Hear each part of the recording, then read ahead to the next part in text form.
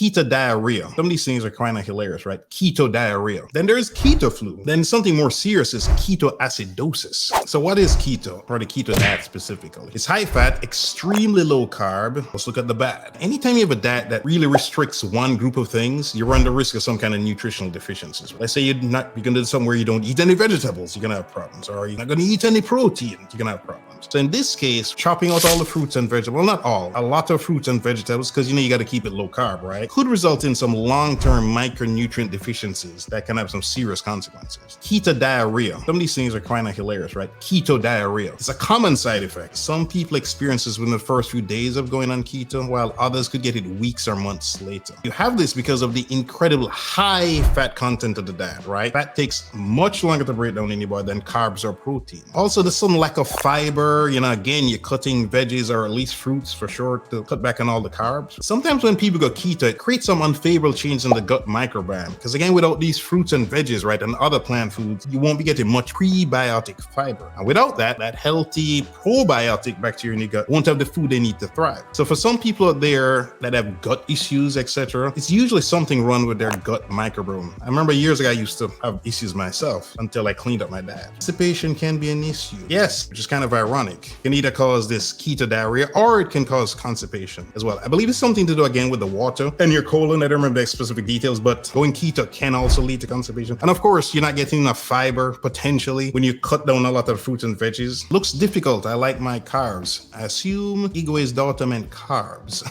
I like my carbs as well. Nah, keto sounds too high maintenance.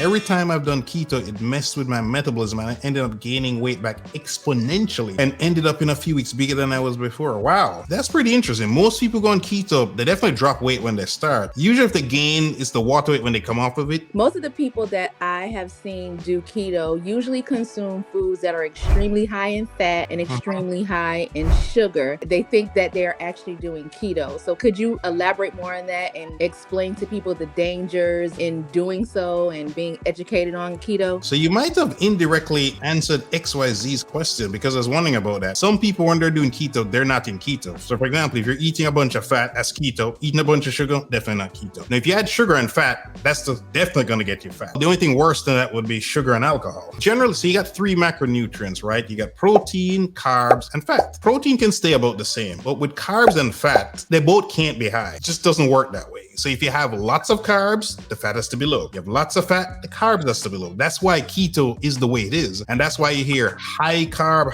low fat, low carb. There's no high fat, high carb diet. Not even this silly diet people have created a diet like that, because that's just total nonsense. There's no such diet. So for the people you've seen that done high fat and high carbs, they're definitely just going to get fat. I don't know if that's what's happened with XYZ, if they weren't in ketosis, because yeah, your carbs have to be really, really low. And you need to know for sure is to actually use one of those strips to test. You're talking like 30 to 50 grams of carbs a day, less than that, I should say, which is not a whole lot of carbs, right? There's a lot of mentioning of like the mind and how a person who is on keto, their mindset is desperation. I want to achieve this weight loss as soon as possible. And that's already like the worstest, way to start any new diet. And I'm saying this because even with me being on the plant-based diet, I had to train my mind to think positively about the foods I was eating, not so much on what I'm gonna miss out. I also went back and watched one of your videos about a woman who said something about how once she lost the weight, she was starting to critique herself negatively, and then she had to remind herself that, oh, I was happy at the beginning when I was doing this journey.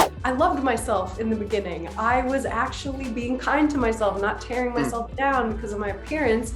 I was saying I want to be healthy and I know I can. And a lot of people on the keto diet, they're on the desperation mode. Forget the happiness. I want to get this result, and then it doesn't get their way, and then it just leads to one problem to another. Just a couple days ago, again, having a cheat day, so I was going to grab some cookies. I left the gym late, left at 11. The only place that was open that I could get a cookie was Walmart. So I went to Walmart. I was in the parking lot and a guy drove by and he was leaving, and he was like, he said, "Can I ask you a question? Hope it's not weird." And he asked, asked what was my weight. I told him 195. And he said, oh, I thought you look bigger than this. And then he asked my height, 5'11". He said, no, I'm like 5'8". So I was like, yeah, but muscle looks different than fat. So anyway, 20 minutes later, we were talking. He was out of his car and he wanted to lose a lot of weight and he thought he could do it in 3 months. And he was doing keto and intermittent fasting. And I had to go, he sounded like what you were describing, Angelique. So I was explaining to him that, you know, when people sell these types of transformations, they're just trying to either take your money or they're getting views on their videos, right? With their fake nonsense, like, you know, lose belly fat in 2 weeks kind of nonsense. Because he asked me how long it took me to change. I told him like 1.5 to 2 years, but at least I have maintained it. Whereas if he drastically changes, there's a good chance he's just gonna,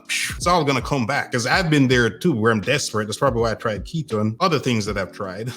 But slow and steady is the way to go. I didn't get fat overnight. I shouldn't expect to transform overnight as well. Because every time I tried the overnight stuff, it didn't work. One of the things you have mentioned in the past is this something I can do for the rest of my life? You have to really ask yourself if this is what you want to do, because if you break it at any point, it's going to start all over again. So yes, a good piece of advice is whatever diet you're trying, doesn't matter what it is. If you said to yourself, a year from now, I could keep doing this thing, then go for it. If a year from now you said to yourself, yeah, there's no way I'm doing this. This is impossible. I need whatever it is you're cutting out. You say you need that thing. I don't care. No matter what. Then yeah, I would say don't do it. Whatever it is. In this case, the keto, right? If you're willing to stick with it for a very long time, sure. But again, there's no anthropological evidence of any societies living on the keto diet. Any diet where you're super restrictive, like carnivore people, I'll only eat meat, or vegans, I'll only eat vegetables, or I'll only eat this, or I'll only eat that. When you're eliminating food groups, these diets can work, but you got to be even more careful. They got to supplement with this, supplement with that, because they can't get everything they need from the food. To me, you're necessarily complicating things